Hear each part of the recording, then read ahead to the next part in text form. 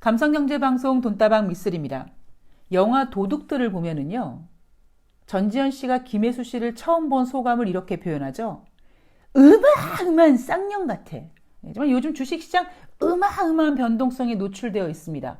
제가 뉴스를 봤더니 작년에 개인 투자자들이 주식 투자를 시작해서 돈을 좀 벌었고, 어떤 분들은 야, 내가 주식에 좀 소질이 있나 보다 라고 생각해서 자신이 가지고 있는 자산 중에 많은 금액을 주식 계좌에 투입시키고 적극적으로 매매를 했는데, 지금은 상황이 달라졌다. 아예 증권 계좌도 열어보지 못한다. 못 열어보죠. 증권 계좌 까봤자 시퍼런 바다에, 단순히 시퍼런 바다가 중요한 게 아니라, 이거 더 빠질 것 같은데 과연 이거 회복될 수 있을까? 뭐 이런 우려감 때문에 병을 얻을 것 같으니까 아예 증권 계좌를 열지를 못하는 겁니다. 제가 썸네일에 타이타닉 사진을 올려드렸더니 청취자님들께서 타이타닉에서 살아남는 돈다방 구독자가 되길 바랍니다, 이런 댓글을 올려주셨는데요. 제가 정말 6개월 동안 방송 쉬고 오면서 마음을 정말 제가 단디하고 왔거든요. 제가 여러분들이 그렇게 간절하게 원하시는 만큼, 그 간절함에 제가 뭐 100%까지 부합은 못해 드릴 수 있어도 제가 더 강해져서 돌아온 만큼 더 최선을 다해서 여러분들이 주식시장에 삥 뜯기지 않도록, 제가 주식과 연애한다 뭐 이런 표현을 썼는데, 여러분들이 지금 만나고 계신 그 주식이 꽃뱀이 아니고 제비가 아니길, 그리고 설령 주식이 꽃뱀이고 제비일지언정 여러분들한테 빨대를 꽂지 못하도록 제가 최선을 다하겠습니다.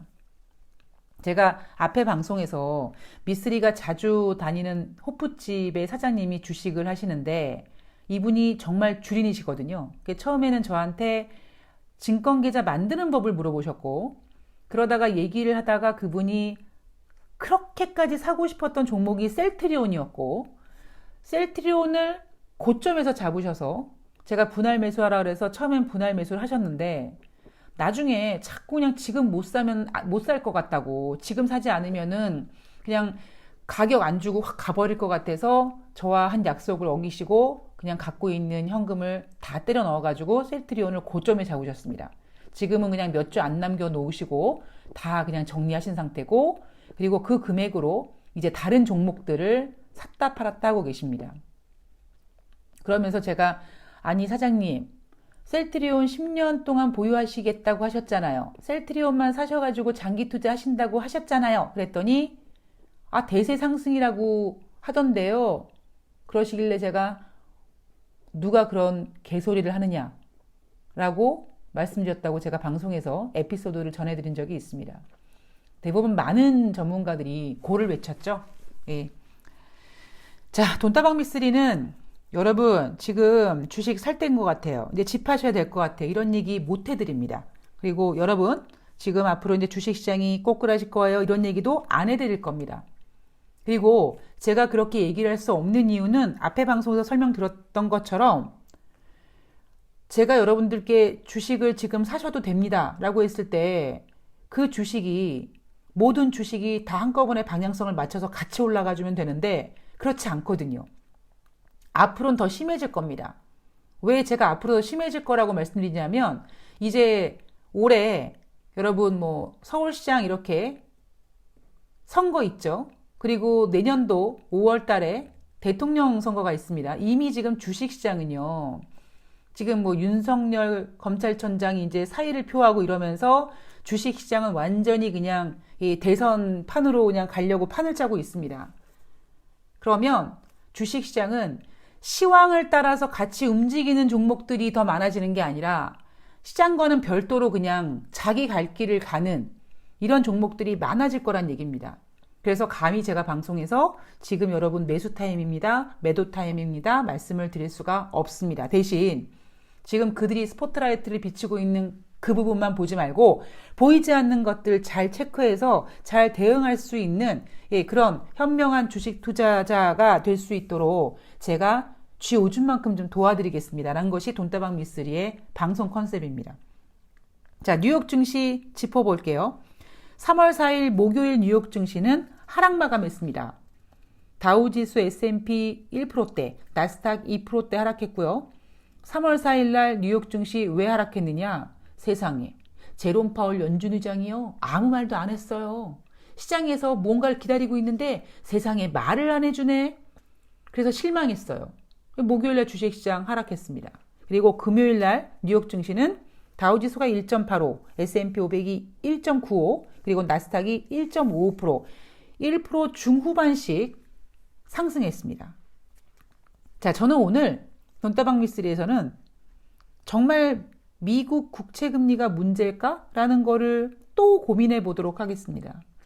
지금 시장에서는요, 국채금리가 1.5%가 됐고 1.62가 됐고 막 그러는데 저는 진정한 문제는 국채금리에 있다고 생각하지 않습니다. 그 이야기는 방송 뒷부분에서 제가 다시 정리를 해드릴게요. 자, 10년물 국채금리 1.5% 중반까지 상승했다. 그리고 금요일 날 고용지표를 발표한 다음에 1.62까지 상승했고 그나마 1.5% 중반까지 좀 밀리면서 끝났다.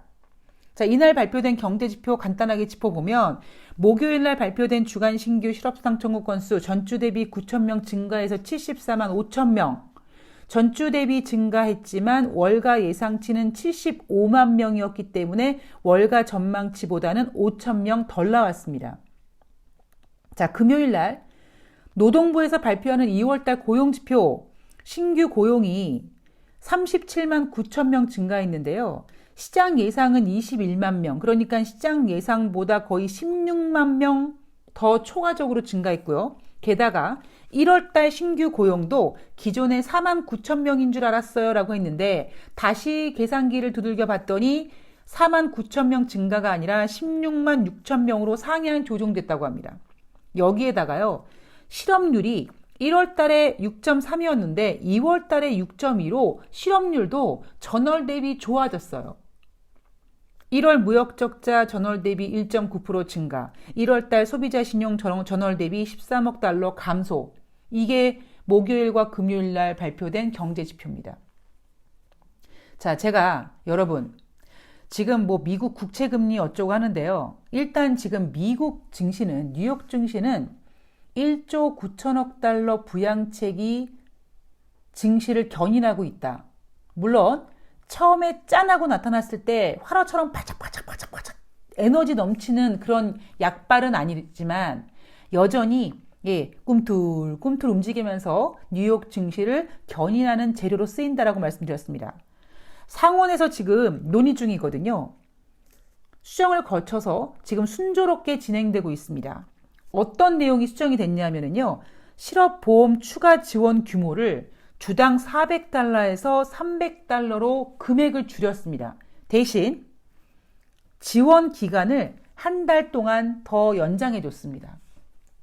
여러분, 저는요, 이 실업보험 추가 지원 규모, 금액을 줄이고 기간을 연장한 거 지금 미국이 뭘 고민하는지 이 내용을 보고 조금 저는 좀 느낄 것 같아요.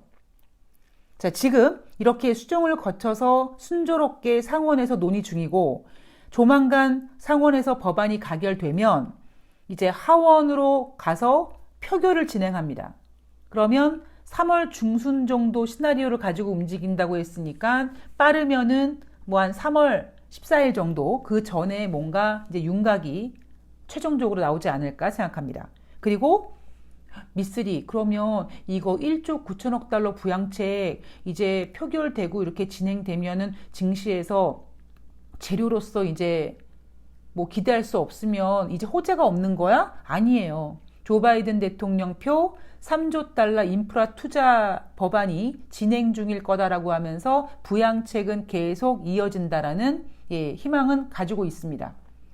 늘 말씀드리지만 주식시장은요, 비슷한 비율의 호재와 악재가 포진되어 있습니다. 시장이 죽을 것처럼 꼬꾸라지지만 저 보이지 않는 곳에서 마치 봄날의 꽃처럼 다시 싹을 피우는 호재가 기회를 노리고 있고요. 지금 시장에 호재가 만발해서 막 꽃을 피우고 막 영원히 꽃이 만발할 것 같지만 이제 날씨가 가을바람이 불고 눈이 내리고 이제 겨울을 겨울이 오는 그런 시대적 변화가, 이 계절적 변화가 늘 그렇게 활짝 피어 있을 것 같은 꽃이 영원하지 못하다는 것을 보여줄 겁니다. 경기부양책 이렇게 있습니다, 여러분. 자, 그리고 연준위원들의 발언들을 보면 3월 4일 뉴욕 증시가 하락 마감했는데 왜 하락했느냐?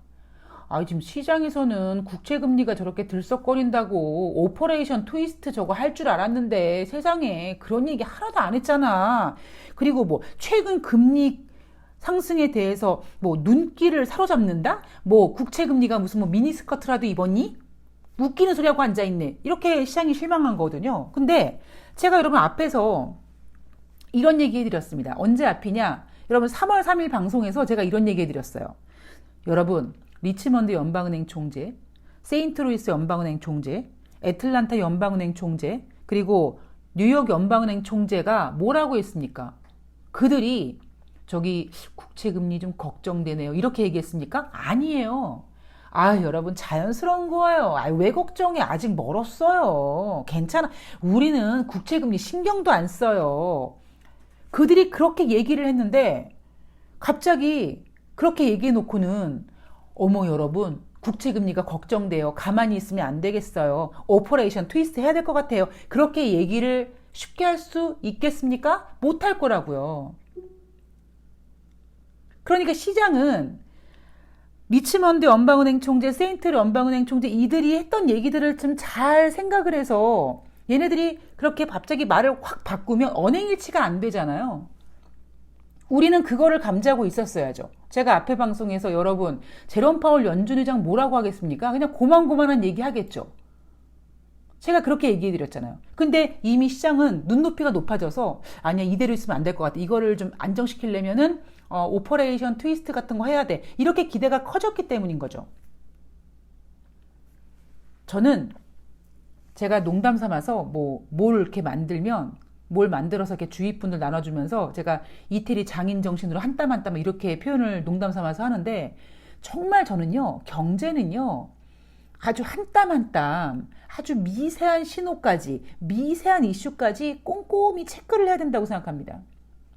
여러분들께서 맞아 리치먼드, 세인트루이스, 애틀란타, 뉴욕 연방은행 총재들이 그렇게 얘기했는데 걔네들이 갑자기 오퍼레이션 트위스트를 한다 그래? 야 그거는 좀 그렇지 않니? 이런 거를 미리 좀 체크를 하셔야 된다는 거죠. 자, 세인트루이스 연방은행 총재가 이렇게 얘기합니다. 이날 우리가 더 비둘기파적으로 될 필요성은 지금 맞지 않는다. 오퍼레이션 트위스트는 현재 옵션으로 보고 있지 않다라고 했습니다. 그죠? 그런데 제롬 파월 연준 의장이 거기다 대고 오퍼레이션 트위스트 생각하고 있어 이런 얘기를 할까요? 못할 거라고요. 자, 이 얘기는 뒷부분 가서 다시 한번 이야기를 한번 해보도록 하겠습니다. 자, 국제유가 맛집 돈다방 미쓰리 국제유가 이야기 해야겠죠. WTI가 전일 대비 배럴당 3.5% 올라서 66.09달러까지 됐습니다. 자, 여러분 국제유가 오펙 회의를 앞두고 국제유가가 60달러 위에서 확실한 안착이 돼야 된다. 왜?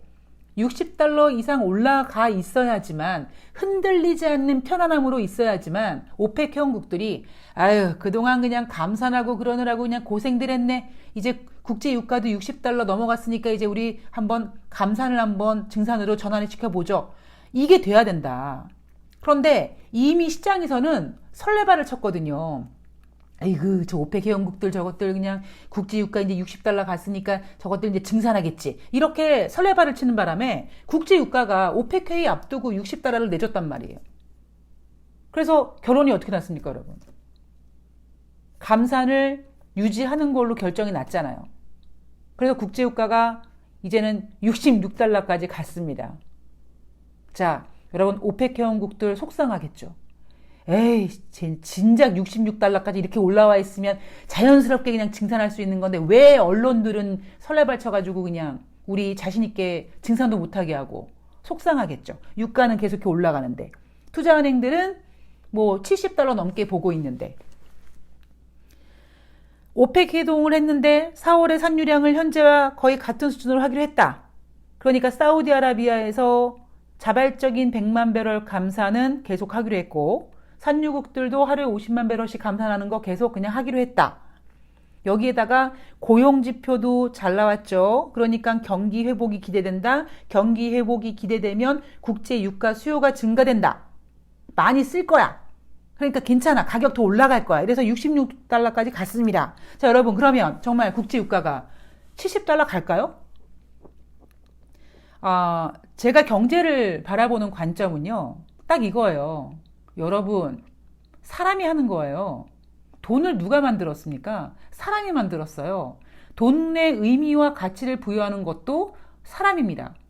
그래서 우리는 우리 속담에 뭐 말 한마디로 천냥빚을 갚는다는 둥, 예. 그런 식으로 그깟 돈 인간이 만든 겁니다. 그럼 결국 돈을 만들고 이렇게 융통시키고 이렇게 하기 위해서 그 아주 체계적인 뭔가 그런 게 판을 짜진 게 경제라는 녀석인데, 그럼 경제는 결국 사람이 움직이는 거거든요. 그럼 여러분, 지금 이번에 오펙 회의에서 감산을 계속 진행하기로 했으니까 얘네들이 그냥 입 딱 닫히고 계속 감산을 이렇게 계속해서 국제유가가 정말 75달러 막 갈까요? 그냥 생산량 증가시키면 됩니다. 뭐 얘네가 원유시설 가동 이거 하는데 뭐 좀 추가적으로 증산하면은 얘네들 붙잡아 두고 막 주리를 트나요? 막 손모가지를 비트나요? 아니거든요. 그러니까 얘네들은 공식적으로는 우리 산유국들은 감산을 계속 유지한다라고 하지만 사람이 견물생심이란 말이에요. 그러니까 산유국들이 이제 조금씩 생산량을 늘릴 겁니다. 그거 어디서 확인할 수 있느냐? 뭐 원유 회사에서 OECD 이런데, OECD가 아니죠. 갑자기 생각이 안 나네요. 예, 오펙 이런 데서 월간 보고서 같은 거 발표하잖아요. 그런 거 발표하면서 생산량이 늘었네. 예. 그렇게 얘네들은 공식적으로는 감산을 유지하기로 했지만 얘네들은 아마 이제 조금씩 생산량을 늘려갈 겁니다. 그러면서 미국 같은 경우에도 원유 시축의 가동 건수를 점점 늘려간다든가, 그리고 뭐 오펙의 어떤 보고서를 봤더니 뭐 지난달에 원유가 더 이렇게 전월 대비 증가됐다든가 이런 식으로 자연스럽게 생산량을 늘릴 가능성이 높습니다. 자, 그리고 또 하나, 지난번에 텍사스 한파로 미국의 정유시설이 고장나서 정전이 돼서 가동을 하지 못했고 그거를 수리하는 시간이 2주 넘게 걸릴 거라고 했습니다. 이제 2주가 넘어갔습니다. 그럼 이제 다시 텍사스의 원유 생산이 다시 원활하게 진행이 되겠죠. 그러면 자연스럽게 생산량은 늘어나게 될 겁니다. 그래서 국제유가는 제 생각으로는 75달러 못 갈 것 같다고 생각하고 있는 겁니다. 자, 어마어마한 장중 변동성 많은 분들이 힘들어하고 계신데요. 지금 다우지수 장중 변동성 800포인트, 700포인트 왔다 갔다 하고 있고요. 자, 제가 지난주에 여러분 이번 주 미쓰리가 생각하고 있는 그 시나리오를 쭉 설명해 드렸습니다. 국채금리가 문제가 아니다 라는 전제를 뒀죠. 뭐 국채금리가 문제가 아니라는 표현보다는 지금 시장에서 하도 국채금리 하니까 우리 돈다방 미쓰리는 국채금리 말고 다른 거 체크해야 될 거를 좀 꼼꼼히 보자. 이게 주제였습니다. 만약에 정말 여러분 국채금리가 문제였다면 금요일 날 노동부에서 발표되는 고용지표가 시장 예상 21만 명보다도 훨씬 많이 나왔고요. 하물며 1월달 신규 고용도 크게 상향 조정됐고요. 거기에다가 실업률도 전월 대비 소폭 하락했습니다. 그러면 당연히 10년물 국채금리는 막 고공행진해야 돼요. 그런데 국채금리는 1.62에서 1.5%대로 떨어졌습니다. 그리고 증시는 상승했습니다. 우리가 이 국채금리가 왜 증시의 화두가 됐냐면요. 바로 인플레 때문인 거죠. 그런데 연준 의원들이 뭐 리치먼드 연방은행 총재, 세인트루이스 연방은행 총재 이런 사람들이 지금 국채 금리를 걱정하지 않는 이유가 그냥 뭐 지금 오퍼레이션 트위스트 같은 걸 쓸 때가 아닙니다. 이런 단순한 생각이 아니라 그들이 봤을 때는 인플레란 정말 경기가 이렇게 좋아져야 되고 그래서 이렇게 막 물가 상승이 진행돼야 되고 그러면서 시장에서는 이제 금리 상승을 생각해야 되고 그러면서 국채가 막 술렁술렁 움직여야 되는데 지금은 뭐냐면 여전히 코로나19가 인류를 힘들게 하고 있고요. 그리고 아직 경제가 회복 단계에 완전히 진입했다라고 하기에는 좀 고개를 갸우뚱하는 부분이 있습니다. 이미 여러분 유럽에서는요 더블딥 얘기가 나오고 있고요. 이 다가오는 한 주 동안 ECB에서 통화정책회의가 열리는데 통화정책회의에서 이번 상반기 경제 성장률을 하향 조정할 생각을 지금 하고 있다고요. 그러니까 연준은 지금 오퍼레이션 트위스트를 쓰겠다는 게 아니라 뭘 걱정하고 있냐면 이 진짜 경기가 아직 회복이 안 되네. 그리고 또 하나 시간이 조금 더 걸릴 것 같네 라는 거를 준비하고 있는 겁니다. 그리고 우리가 생각했던 것보다 경제 회복이 조금 더 좀 더딜 것 같다라고 생각하는 이유 중에 하나가 뭐냐면 아까 경기 부양책 중에서 실업보험 추가 지원 규모를 금액은 줄이는 대신에 기간을 한 달 늘려줬잖아요. 그 시간 벌기에 들어간 겁니다. 얘네들도. 지금 국채금리가 1.62까지 올라갔네 뭐하니 하지만 국채금리가 1.62까지 올라간 이유는요. 심리적으로 올라간 거예요. 심리적으로. 그리고 그렇게 심리적으로 올라가게 만들었던 결정적인 이유가 뭐냐면 백신 개발입니다. 백신이 개발됐는데 어머 뭐 안정성도 좀 괜찮을 것 같고 이거 이제 백신 이렇게 뭐 화이자, 모더나, 뭐 존슨앤존슨 애들이 막 만들어가지고 이제 동시 패션으로 쫙 맞으면은 집단 면역 생기고 경기 빨라지겠지. 이런 심리적인 부분이 앞서다 보니까 실질적인 실물 경제는 지금 더딘 상황이고 유로존 같은 경우에는 지금 더블딥을 생각하고 있고 미국 연준에서도 아니야 국채금리 걱정할 때가 아니라고 하고 있을 정도로 실물 경제는 거의 움직이지 않거나 뒤로 백하고 있는 상황이거나 회복도 아주 쥐오줌만큼씩 하고 있는 상황 속에서 국채금리는 그냥 심리적인 반영이 먼저 되는 바람에 지 혼자 저러고 있는 거라고요. 만약에 정말 지금 국채금리가 문제라면 고용지표 이렇게 잘 나왔으면 국채금리 고점 찍고 끝났어야 되죠.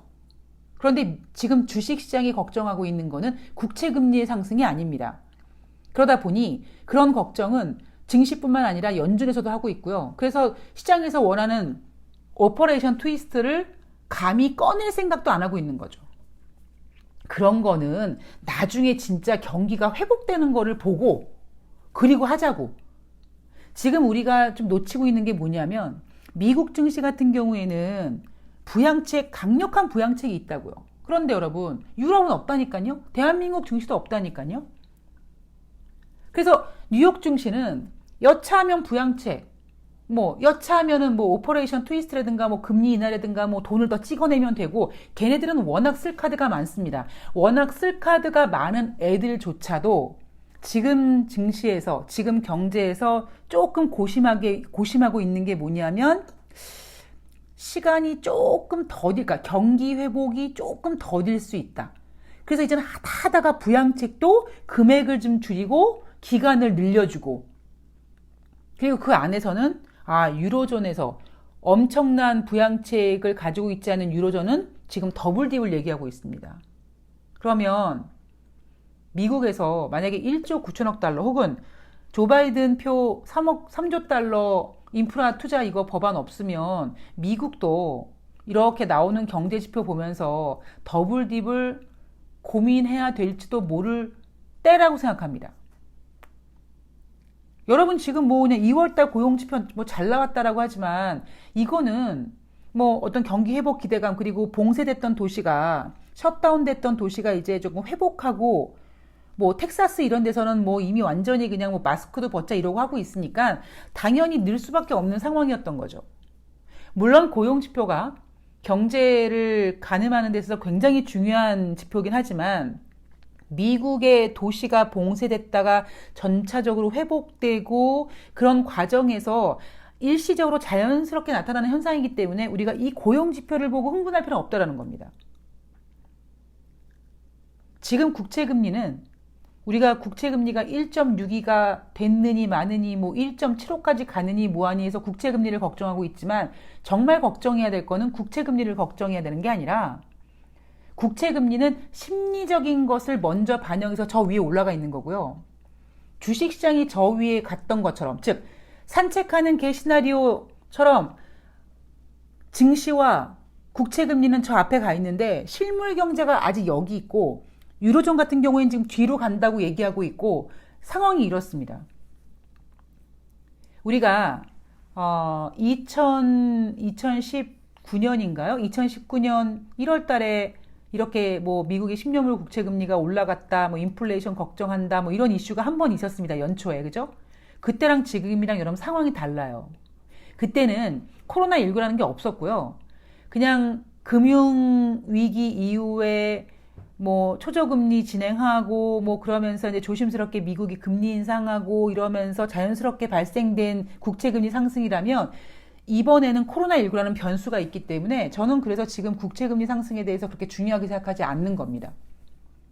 그리고 다시 말씀드리지만 국제 유가 같은 경우는 미쓰리 생각에는 감사는 계속 진행하겠지만 사람이 하는 일이기 때문에 견물생심이니까 유가가 이렇게 올라가 있으니까 사우디 같은 경우에는 하루에 자발적으로 100만 배럴씩 감산하고 있는데 아무래도 우리가 하다 보니까 이렇게 아이고 세상에 구멍을 산유국 그걸 내가 막았는 줄 알았더니 아유 안 막았네, 아유 그냥 막 생산이 됐네, 어쩌겠어요 이거 그냥 기름 아까우니까 팔아야지 이런 식으로 하면서 자연스럽게 그냥 생산량을 늘릴 가능성이 높습니다.